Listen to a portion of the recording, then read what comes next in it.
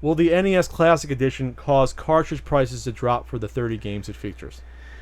I don't think so, because I think the market for the NES Classic Edition is so outside.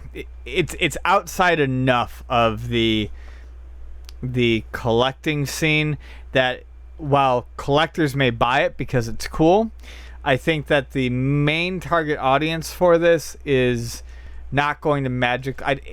I don't know that it's going to convert enough of these people to collecting that this is really going to have a big enough impact to drop the price of these cartridges. You also have to understand that this is a solid state piece of technology. All these games are self-contained.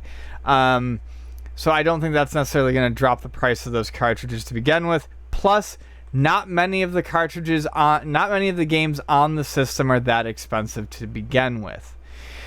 If anything, if it turned enough of these people onto collecting, I could almost see it causing a price bump to some of the games.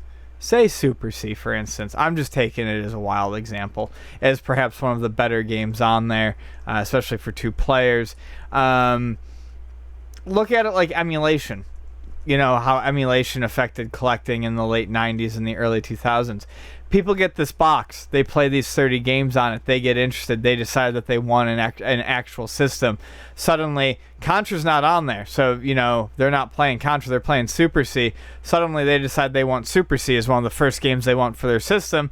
Now I got to run on Super C cartridges, and Super C cartridges see a slight price bump. I mean, it's hard to say, but I really feel like the market for this... I think my real answer to this is the market for this is different than the market for collectors, and it's really not going to have an effect on the cartridges at all. I really don't see it having dropping prices. I see a small situation where it could potentially raise the price of certain cartridges a touch. I'm not sure why it would raise the prices on the ones included, because you're playing the games. If people decide that they're getting into collecting and they want a physical copy of the same one they already own. Like I said, I'm thinking of it as like emulation.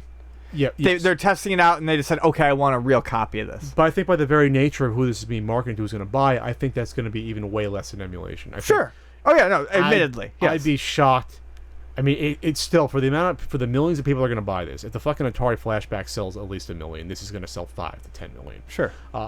Let's just say 5 million people buy this. If even 1% of people get into it, you're adding 50,000 people, 50,000 new retro game. That's a huge amount to add.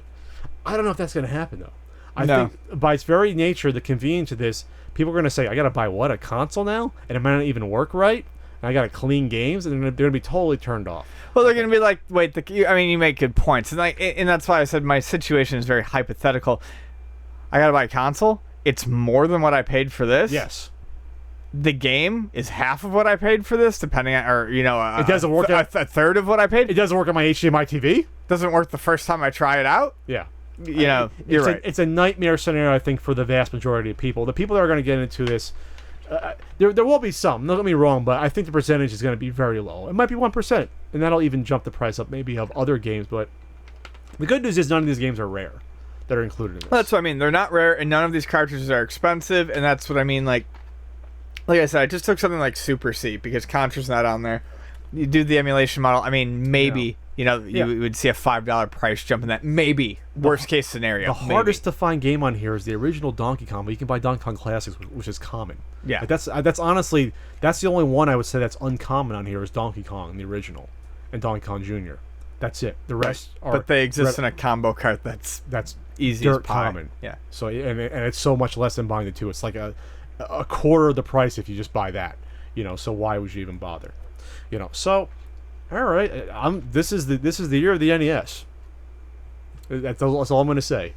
With a certain book coming out, a certain app that might be on the way, a certain NES marathon that might be coming back for the 7th one. 7th one, Ian. Holy shit. So this is the year of the NES, or at least the fall of the NES. No, who gets to play Morgan Freeman, who plays Brad Pitt?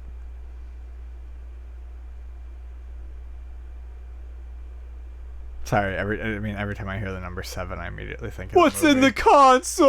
What's in the console? What game's in the console? All right. Oh, what a great movie. Fucking great movie. Can't believe I forgot to put it on my list the other night. At first, when you said Morgan Freeman, for some reason, I blanked out on Morgan. I thought you were saying Morgan Fairchild. So I was thinking, what the fuck movie has Brad Pitt and Morgan Fairchild in?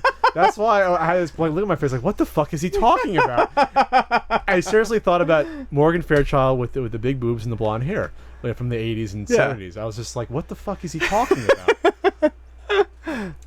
Anyway,